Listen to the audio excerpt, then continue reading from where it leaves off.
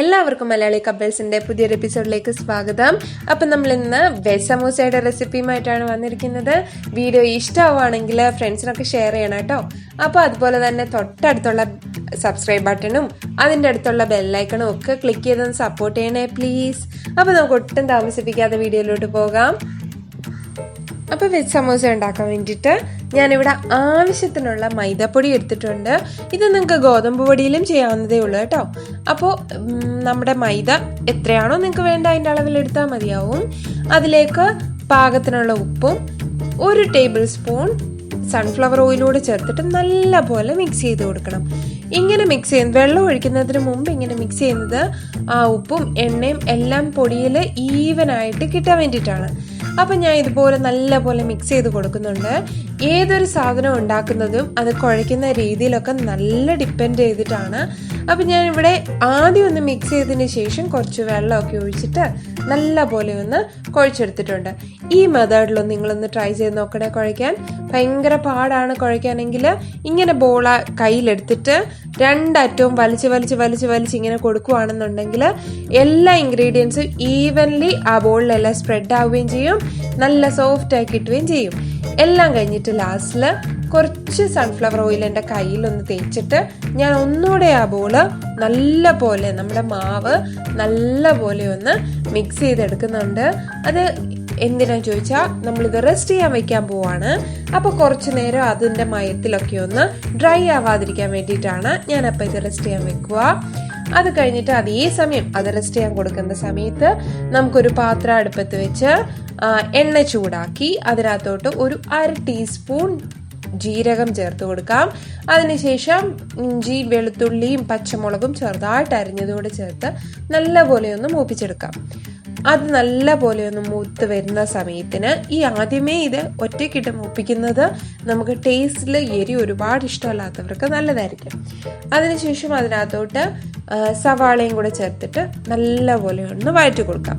ഇതിന് ഭയങ്കര ബ്രൗൺ കളറൊന്നും ആവണ്ട, ചെറിയ രീതിയിൽ സവാള ഒന്ന് വാടി കിട്ടിയാൽ മതിയാവും.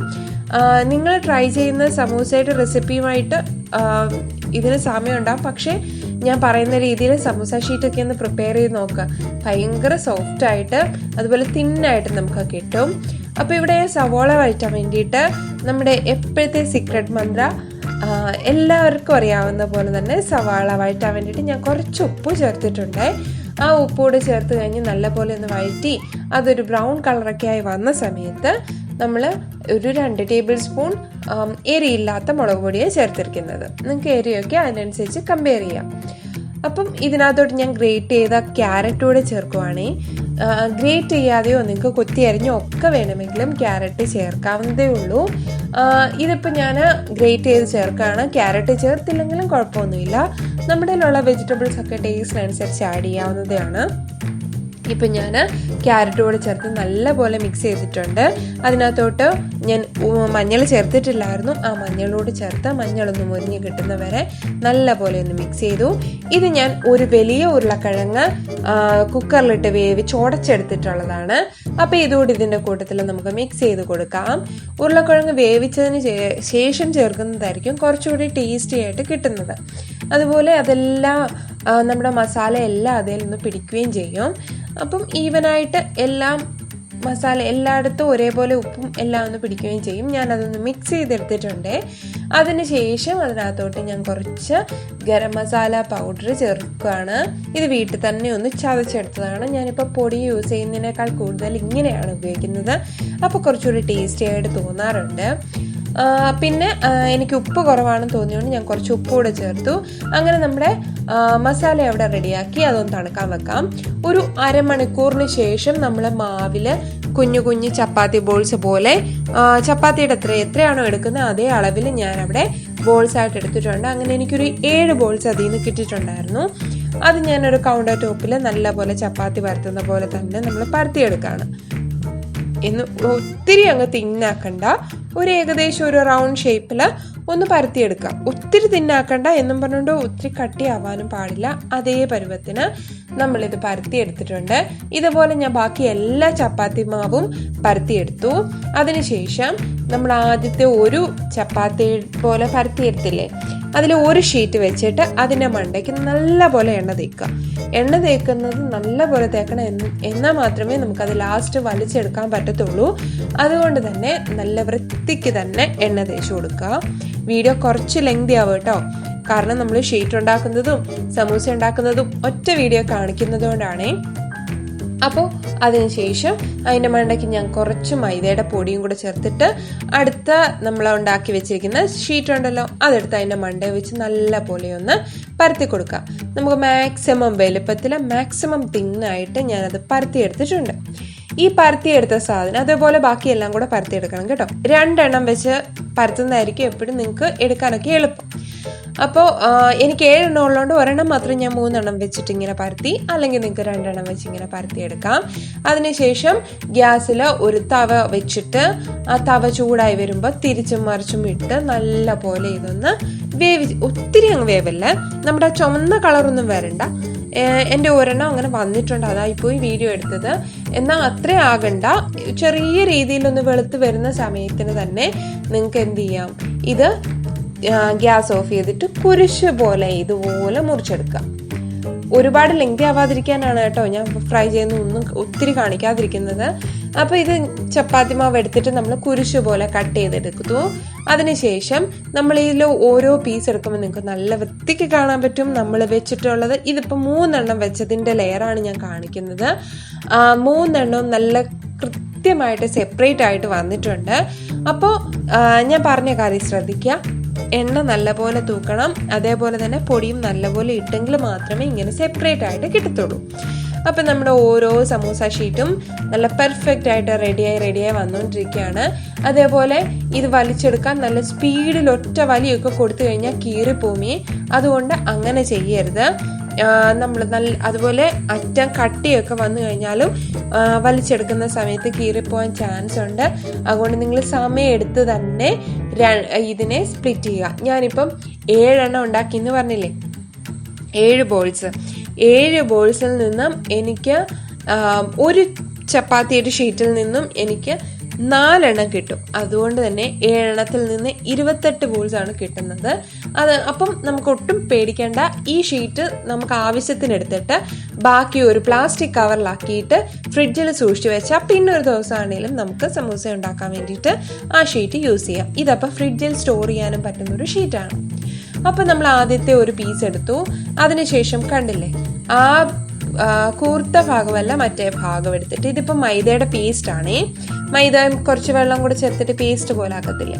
അപ്പോൾ ഒരു വശത്തു നിന്നും ഷീറ്റ് നടുക്കോട്ട് മടക്കി നമ്മുടെ കൂർത്ത ഭാഗമല്ല നമ്മുടെ ബോ പോലെ ഇരിക്കുന്ന ഭാഗത്തു നിന്ന് നമ്മളൊരു വി ഷേപ്പിൽ ഇങ്ങനെ മടക്കിയെടുത്ത് അവിടെ പശ ചേർത്ത് ഒട്ടിച്ചു. എന്നിട്ട് മറ്റേ ഭാഗം തുറന്നു വെച്ചിരിക്കുക, അതായത് കൂർത്ത വശം തുറന്നു വെച്ചിരിക്കുകയാണ്.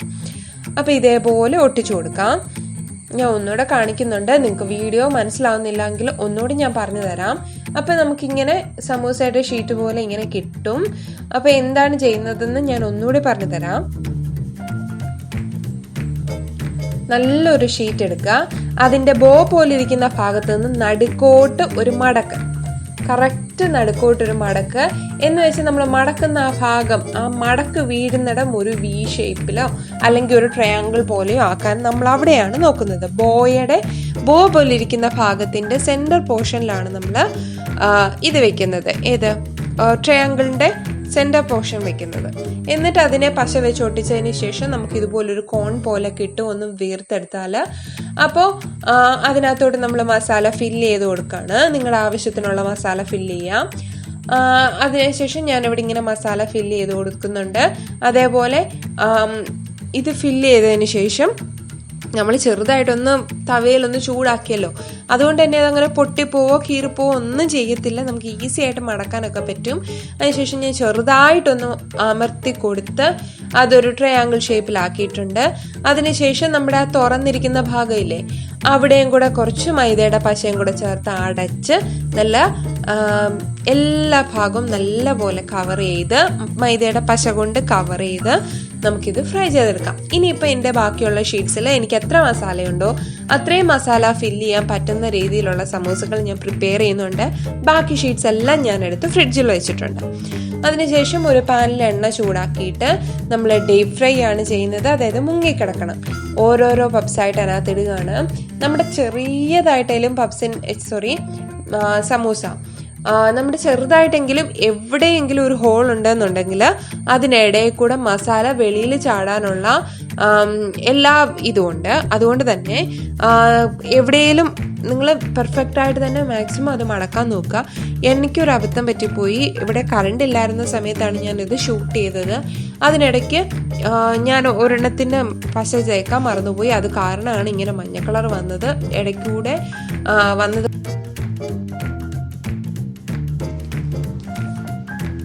ഇങ്ങനെ നല്ല പോലെ അപ്പുറവും ഇപ്പുറവും തിരിച്ചിട്ട് നല്ല പോലെ നമുക്കൊന്ന് ഫ്രൈ ചെയ്തെടുക്കാം. ഫ്രൈ ചെയ്തെടുത്ത് നല്ല ക്രിസ്പി ആയിട്ടുള്ള നമ്മുടെ സമോസ റെഡി ആയിട്ടുണ്ട്. നല്ല സോഫ്റ്റ് ആണ്. അപ്പോൾ എല്ലാവരും ഈ റെസിപ്പി ഒന്ന് ട്രൈ ചെയ്ത് നോക്കുക. എന്നിട്ട് അഭിപ്രായം താഴെ കമൻറ്റ് സെക്ഷനിൽ വന്ന് പറയണം. ഞാനിപ്പോൾ എല്ലാ സമോസയും അതേപോലെ വറുത്ത് കോരി എടുത്ത് വെച്ചിട്ടുണ്ട്. അപ്പോൾ സമോസയുടെ ക്രിസ്പിനെസ് എത്രയാണെന്ന് അറിയണമെന്നുണ്ടെങ്കിൽ ഇപ്പം തന്നെ കാണാം. നിങ്ങൾക്ക് വീഡിയോ കാണുമ്പോൾ തന്നെ മനസ്സിലാകുന്നുണ്ടാവും. നല്ല കറുമുറാന്നിരിക്കുന്ന സമൂസ റെഡിയാണ്. അപ്പം ഞാൻ വീഡിയോ എടുക്കാൻ പറഞ്ഞതാണ് ചേട്ടൻ്റെ അടുത്ത്.